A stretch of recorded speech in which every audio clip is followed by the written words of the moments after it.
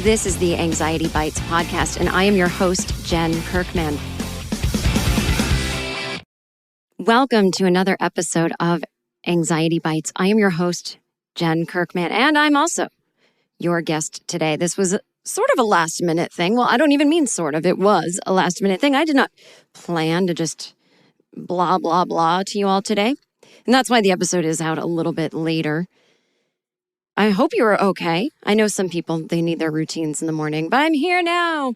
There was a tragedy with one of the recordings that we had all ready to release tomorrow. It just was, something was wrong with the recording. And it was untenable, could not release. And so we didn't have anything produced in the can ready at a moment's notice. Nothing would be quicker than me coming and talking to you solo. So here I am.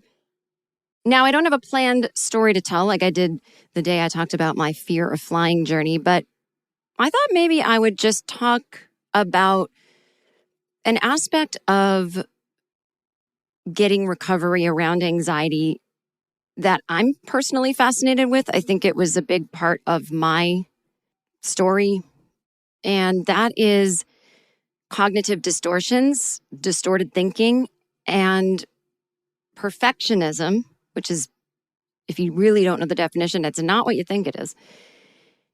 And sort of, I don't know if it's self-esteem, but the something that you need to even dip your toe in getting a little bit better. And I do think that some people, and I know I was one of them, I thought, I don't think any of this stuff is going to work for me. You know, even when I took that fear of flying course, I was almost proud that I didn't graduate the class with flying colors. Everyone else flew for the first time, or for the first time since they had developed their phobia of flying, with really no panic and very little anxiety. And I didn't. I full-on panicked the whole time. And I was almost proud. I told you, I'm so special. I'm so different. This doesn't help me. And as disordered as that sounds, because it is a disordered thinking, that was like a warm blanket and a cup of hot cocoa to me. That was, in a weird way, I don't think I knew it then, but in a weird way, that was soothing. There is no help for me. So guess what you get to do when there's just no way you can be helped with anxiety? You get to go into all of the behaviors that you use now to cope, and they probably are behaviors that aren't helping. They may make the anxiety worse, but they keep your life nice and small. So, definitely can't do that. Can't go here, can't go there, can't do this, can't do that. Well, because I got it the worst of anybody. And so it goes. There was something, again, I was not aware of it, but probably potentially scary about getting over my fear of flying and challenging the distortions in my mind and trying to get better, which is, what if I really try and I fail? But I also think the bigger thing is, what if I really try and I succeed? Now I'm just a person in the world without my security blanket, my anxious coping mechanisms, not the anxiety itself, but the coping mechanisms we do. That's like our drug, not the anxiety itself. And, I have my little coping mechanisms. I have my rituals I do. I have my worrying that I do. I have my shallow breathing that I do. In a weird way, it comforts me more than deep breaths. You have all your things. I have the bad mood that I get into. I have the irritability that I get into. I have the anger, the self-righteousness that I'm smarter than everybody else because I'm actually having anxiety about this flight or this traffic jam or whatever. And so now without all of our little protecting things, now we're just a person in the world who can experience feelings, sadness, anger, disappointment, grief, embarrassment, shame. It's much easier to feel nothing but anxiety. And in that way, it really is like a drug. Because John Waters famously said, if you have a drug addiction, you have one problem. That drug addiction. And then when you sober up, you got all the problems. And so I just want, this may not be something that everybody relates to, but as I was going through books I'd read on anxiety and looking at them a second time, things started to jump out at me that I said, oh, I think this is me. And I somehow worked through this But I really think this is where I used to be at. And so I was going through this book, one of my favorite books. I highly recommend it for anybody. It's called the Anxiety and Phobia Workbook. Now, if you don't have phobias, you might be reticent to buy the book. It doesn't focus too much on phobias. Honestly, 15% of the book is about phobias. It's really a lot about anxiety, mostly about anxiety and panic attacks. And it's incredible. I mean, it's the kitchen sink. It is throwing every single possible diagnosis at you, reasons for why panic and anxiety arise, from the physical to the thoughts in the way back of our head. And it's a book I always tell people to read. It's by an author called Dr. Edmund Bourne, and I can link to it in the show notes. So I actually asked him to be on the podcast, or my producers did, and he is not going to be on Anxiety Bites. Not in a bad way. He doesn't do podcasts. He does like public appearances and things like that. But he has his own way that he gets his word out. But so I highly recommend the book. But there was something I wanted to talk to him about, which was this little detail. And that little detail is perfectionism. And so let me take it back here. I've known for a while that Dr. Bourne was not able to do the podcast. I knew before even the podcast premiered in October. But I kept thinking, well, there'll be some doctor I can talk to about this thing that I'm sort of fascinated by, which is the cognitive distortions that we don't know we're thinking that cause us to panic when we go, that just happened out of the blue. Or, the real definition of perfectionism. And it just hasn't come up yet naturally when I've talked to people. So I thought, all right, I'll just talk about it solo in this episode. But taking it back to why I was even thinking about any of this was during the first year of the pandemic. Welcome to year 3, everybody. The first year of the pandemic, when we were in various stages of lockdowns. This is when I got the idea to start this podcast. But before I started the podcast, I wrote this 50-page PDF with stories from my life. And I just compiled as much as I could of things that people could read, whether it's a free PDF they could click on, on the internet. And I reposted and reprinted a lot of things from the Anxiety and Phobia Workbook by Dr. Edmund Bourne. And as I was sifting through the workbook to find things that might be interesting to people, it's where I came across the notion of perfectionism stops people from even getting help with their anxiety and distorted thinking. And I thought maybe that would be interesting for people to read because we all kind of know roughly what to do for anxiety. We know about yoga, right? We know about meditation. We know about breathing. We even know about, don't have too much caffeine or whatever. But when you can't even begin doing the things that you need to do to address your anxious symptoms, what is that called? Is that anxiety? And how do we break through that? And I just wanted to give some information to people because it might click in your brain and you might think, oh, that's what I do. Now, how you go forward and not do it anymore, you will have to do some of the exercises in books such as the Anxiety and Phobia Workbook. There's other books like it, or something you talk about in therapy, or sometimes just the awareness helps. I have a friend who years ago when he was quitting smoking, he would say to himself, not, oh, I got to quit, but I'm not going to think about it right now. I want to quit, but I'm not willing to. And he just said it to himself that way. And when other people would say, hey, you should quit and it's good for your health. And he would say, I know everything that's good about quitting. I'm not willing to right now. And just by saying the truth, it just got into his mind that was the only thing stopping him. He just wasn't willing. And sort of behind the scenes in his brain, it became a matter of, well, when are you willing? And he eventually did, but he said it was that moment that even just saying things that way changed things for him. And so I do that now with, quote, being busy. Now, I am extremely busy. right now I'm in my life, the way my anxiety looks is I'm working 65 hours a week. That is not ideal. I'm not a workaholic. I actually don't even love working. I'm glad I love all of my jobs. I write for a TV show. I do this podcast, and I also have another side project that's more in the comedy world that I do. And I have to do all of them at once. I'm not really in control of when any of these projects need to be turned in.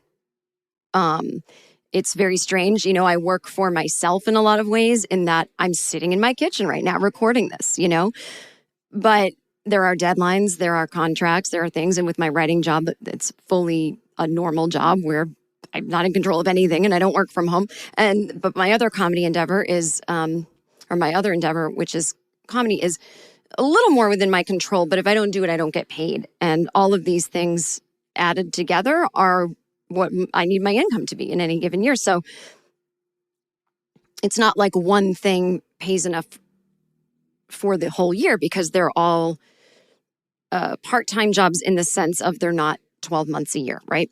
So they all just happen to be going on at the same time. That was not coming out of the pandemic, and I know we're still in it. My God, I don't mean it that way. We need to find a better expression for that. Coming out of the first round of the pandemic, I'd say post first vaccine, pre-Delta, pre-Omicron, when it seemed like, okay, there's a chance we could just jump right back into normalcy and go to where we were before. And there were so many think pieces. What have we learned? And can we slow down? And what things do we, think that we could drop from our busy lives? And I was there. I was saying, I'm not going to make myself nutty anymore with all this busyness. But there are some times when you don't have a choice. So there's not any, I'm secretly a workaholic who just wants to avoid. No, it's this time of year, I happen to have all my jobs firing at once, not firing, the opposite of firing, you know what I mean? But, so now where does my self-care come in? Where does 10 minutes of meditation in the morning, writing a gratitude list, just doing some mild stretching when I get out of bed, for God's sakes, just, it's not my workout for the day. I mean, I might take a class later in the day, I might go on a walk, but even just getting out of bed and thinking that feels stiff, let me just stretch for literally 90 seconds. I sometimes won't even do that. My brain will say, well, you're taking an exercise class tonight. Well, what does that have to do with anything? I'm not doing bodybuilding right now. I'm just stretching like a cat would when they get up from a nap. And my brain jumps in and tells me that's not what we're doing right now. Why not? It just gets so flooded and compartmentalized. So my morning ritual that I would love to do every day is, and I've done this in the past, a little bit of meditation. Usually I like to do a guided morning one. There are a few great ones I love that you can lay in bed and do. And then maybe even if I have enough time, another meditation that is a little more, sit with your good meditation posture, 5-10 minutes, write a gratitude list and maybe read something from some kind of, book that has a spiritual bent or psychology bent, or listen to some kind of podcast like an Anxiety Bites, but the podcasts that I listen to that are, for just getting quiet and learning about the mind. And there are some mornings when I just won't do that. And I have time technically, but I jump out of bed and I run to the coffee pot and I make my coffee. And I get right into what I call the real world. It's right into returning emails, right into my favorite thing, making a to-do list. But I do the to-do list in a way that isn't really to prioritize what I need to do and when. It's this, once the list is made, I'll feel relief. And I never feel that relief because something in my soul is saying, can you stretch for 90 seconds? Can you do that meditation? Can you do anything? No, I can't. And so I've adopted, long way to get back here. I've adopted my friend who quit smoking. I've adopted his thing of, I say to myself, I have time to do that. I'm not willing to this morning. And there's something about it. It's not to make myself feel bad. It's just to be honest with myself. I'm not willing to. So that eventually midweek or end of the week or the next week, I have to sit with myself and ask, okay, if I'm not willing to do those things, what can we look at here? Do we need to change the time of day that I do them? Do we need to say, tough shit, you're going to do them anyway? I mean, at a certain point, I can't sit around and wait for the willingness. I have to take an action. Do I just tell myself, okay, what if one day you just did this 5-minute thing? Is it that I'm thinking of all these 3 things I could do? What is it? How am I feeling? What are my feelings? What are the thoughts behind the thought? I don't have time. Is it, oh my God, I don't have time, but I really want to. I love this stuff. Or is it, I really hate this stuff. I'm resentful that I have to do it in the first place. Why can't I just be normal? You know, it's like, Mom, those are 2 different reasons to not do something. Both valid, both have different solutions. You know, oh my God, I really want to do that stuff, but I'm so busy. Okay, now we just look at your schedule. Where can we find pockets of time, right? But I don't have time and I could make time, but I really don't want to because I'm just resentful that I even have to do this stuff. Why can't I be normal? Well, that is like, I got to sit in my feelings now and remind myself there is no normal. And sure, there's plenty of people that jump out of bed and they make a pot of coffee, but I don't know their inner world. And if I had to switch places with them magically without knowing their inner world, I probably wouldn't take that risk, you know? And so that's where I'm at lately. Let's say all of January every day has started with that kind of mad rush to the coffee pot, ignoring what I need to be doing. And even most days not doing my usual. I have time, but I'm unwilling. And so as I'm saying this, I'm thinking, what a gift that our audio was a little weird for tomorrow that we had planned and that I have to talk and do this episode. And I like doing these kind of episodes because I hope it's relatable. And I also never want this podcast to come off as though I don't still experience anxiety or I don't still go into my not helpful coping mechanisms, obviously not trying to be a perfect person. I do think I have a lot of experience with anxiety, and I no longer believe I can't be helped because I was helped. But I also don't think, even if a new anxiety symptom or situation happened, my reaction, I don't think going forward in life could ever be, oh, I can't be helped with that. It's just my brain has been rewired that I just don't look at something that way. If it's happening to me, it's not unique because I am a human and humans, we're complex, but we have a lot of the same issues. And so if I'm feeling a certain way, then a million people are, and I'm sure there's something that can help me with it. And if I'm insisting that I'm so unique that I can't be helped, well, then I better get myself to some kind of study where the scientists can poke and prod me and figure out why I'm the most unique person who ever lived. And if I'm not willing to do that, then I know I'm just telling myself some bullshit. Sir, we got your test results back, and... Give it to me straight, Doc. You have to listen to the podcast Ridiculous News. Ridiculous News? The podcast? Ridiculous News? It's a podcast hosted by Bill Worley and Mark Kendall. Ridiculous News. Those 2 comedians based out of Atlanta, Georgia? Oh, so you've heard of them. You know, I always knew you were my favorite patient. Well, you're the best doctor I've ever had, and yeah, they're hilarious. I love their videos. Bill's actually my cousin. They talk about the news, but not like in a depressing way, you know what I mean? Like they did an episode about April Fools. Great, you get it. So you need to listen to it. Well, where do I find it? You get it wherever you find podcasts. Oh, like in a cereal box? Well, no, I mean, that's not where you find a podcast. Oh, so like in the middle of a tree? No.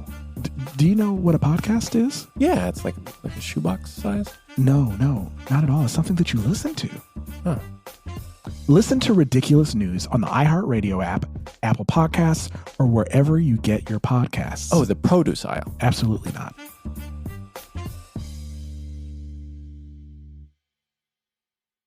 Hey everyone, it's Bobby Brown. You might know me as the makeup artist, beauty expert. You might also know me as the founder of Jones Road Beauty. But today I'm here with a brand new podcast, The Important Things. On this new podcast, I'll be joined by my co-host and dear friend, international best-selling author, attorney, and TED Talk alum, Anjali Kumar. Together, we want to answer the question, how can you lead a life of fulfillment? The ongoing pandemic has given us all the opportunity to examine what really matters most to us and what brings us true contentment. Each week, through candid conversations with friends, thought leaders, creators, and entrepreneurs, Bobby and I are looking for ways we can all learn to live more authentic, gratifying lives. You can look forward to learning from our amazing guests, including the incomparable Gloria Steinem, entrepreneur and designer Jennifer Fisher, Senator Cory Booker, charity founder Christy Turlington Burns, and many, many more. So join us every other week as we dig deep into the stuff that really matters on The Important Things. Listen to The Important Things on the iHeartRadio app, Apple Podcasts, or wherever you get your podcasts. I'm Katherine Townsend, host of the true crime podcast Hell and Gone. On October 30th, 2015, the Little Rock Police Department searched an abandoned car in a small residential park. The car belonged to 18-year-old Ebby Stepek. And then the fact that they found her makeup in her car, her phone in her car, her wallet, her keys in her car, that right there tells me someone planned this. Ebby had vanished without a trace. I'm back in Arkansas, trying to find out what really happened to Ebby Stepek. None of her friends knew any of the people she was hanging out with. Did she take somebody there with her? Did somebody kill her and put her down there? We're going to figure out if he's home or not. We're going to go knock on the door, and we're going to try to just talk to him. Listen to Hell and Gone on the iHeartRadio app, on Apple Podcasts, or wherever you get your podcasts.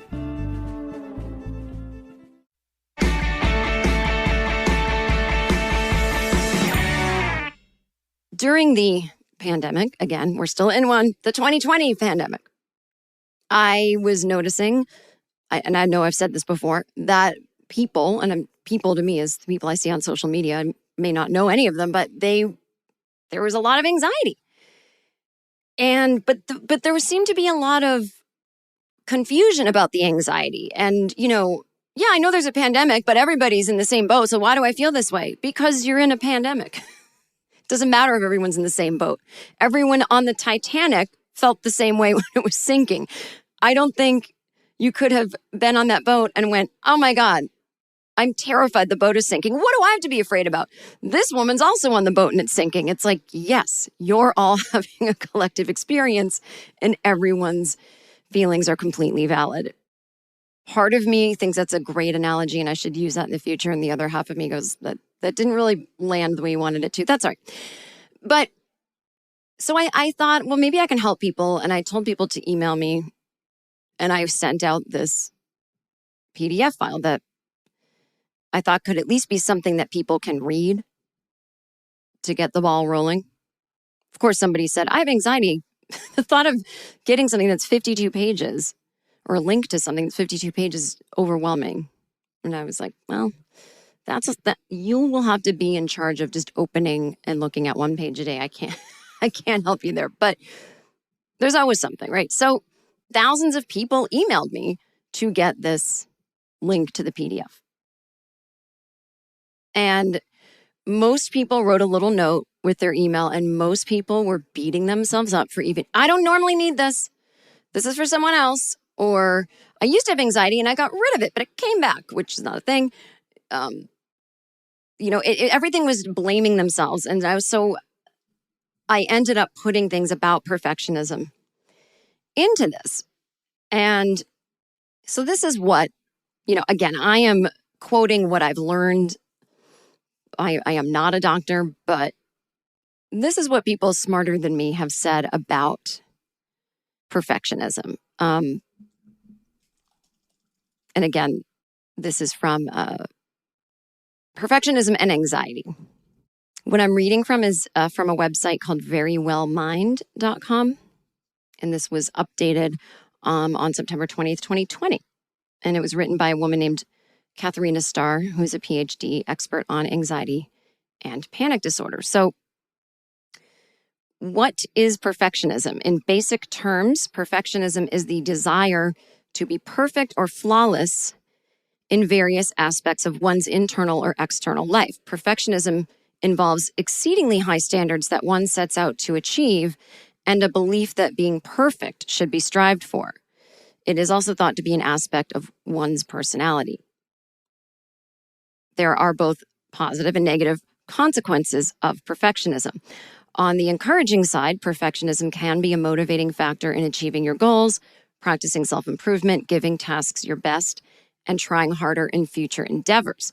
People who use perfectionism in a positive way are often achievement-focused and driven, which can help in reaching many aspirations in life. But unfortunately, many people who strive for perfectionism often succumb to a downside of this trait, setting up standards that are extremely high, that are extremely rigid or impossible to achieve, and this ideal sets a person up for failure, disappointment, and negative self-evaluations. Perfectionists are often very self-critical and may even scrutinize the performance of others when it doesn't live up to their unrealistic standards. Ooh, that one just hit me in the gut. Perfectionists are also excessively concerned with how others view them, evaluating their own self-worth by unattainable accomplishments. Some people become so overwhelmed with such stress and demands of perfectionism that they're unable to start a task. Fear of failure can lead to procrastination or never following through on what one sets out to achieve. Now, that one I relate to. I will procrastinate, and it will just be like this, I call it the CNN news crawl in my brain all day long. You didn't meditate this morning. You didn't do your thing this morning. You should do your thing. It's going to feel better. Do it tomorrow. Do it tomorrow. Okay, I'll start over tomorrow. It's like, again, as a therapist once said to me, if you didn't have that little mind worm you kept thinking about, what could you be thinking about? You know, what pleasant thing could you be thinking about? What creative project could you be kind of running through in your head while you're at the grocery store instead of thinking, oh, I didn't do that thing this morning. It feels crappy. Okay, I'll do it tomorrow. Start over tomorrow. You know, or what feelings would you be feeling if you didn't have this thing? If you didn't procrastinate, which, you know, in a way kind of serves you, Jen, because then you get to think about it all day. And then when you're thinking about it all day, what feelings are you avoiding? Is there something in your life that's making you sad, but you feel like, hey, you know what? There's nothing I can do about it right now, so I don't even want to look at it. So you know what's better? Just have that loop in my head. That's definitely a part of my anxiety. I just put everything under that umbrella of anxiety that I have to contend with almost daily. And the having to contend with part is simply being compassionate to myself and not allowing myself to run that loop. Okay, if I didn't do something that morning, it's simply I wasn't willing. Move on. If I want to start it up the next day, great. We'll deal with it when the next day comes. There can be no mind loop of thinking about it all the time. Right? And also recognizing what is perfectionism and what is truly, oh, I actually don't have the time. And so it's strange to me that perfectionism can be defined in so many ways, and that the definition of perfectionism has one definition where it's a positive and the complete negative, which means someone can't even start a project. And so in my life, I just say type A and high achieving if I'm going to describe someone or a moment I'm having where, no, I really want to do something right and I focus on it and I get it